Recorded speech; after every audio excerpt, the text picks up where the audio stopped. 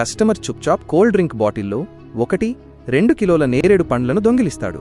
అయితే ఈ బండి యజమాని అతడు దొంగిలిస్తున్నది చూసి నాతోనే మోసమా అంటాడు.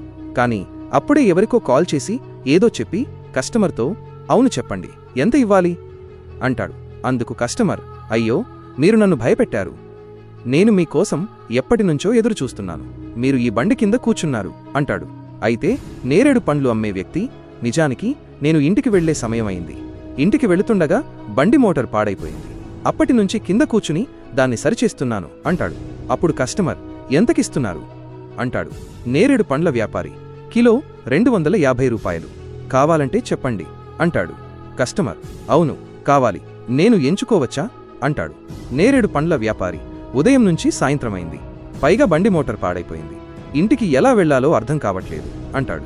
అప్పుడే కస్టమర్ని కొద్దిగా కోల్డ్ డ్రింక్ అడుగుతాడు తాగడానికి. కాని కస్టమర్ లేదు, మా ఇంటికి అతిథులు వచ్చారు, అందుకే మేము కూడా తాగడం లేదు, మీకు ఎలా ఇవ్వను అంటాడు. అప్పుడే మరో కస్టమర్ వచ్చి సోదరా నాకు 1 కిలో నేరేడు పండ్లు ఇవ్వండి అని తీసుకుని వెళ్ళిపోతాడు.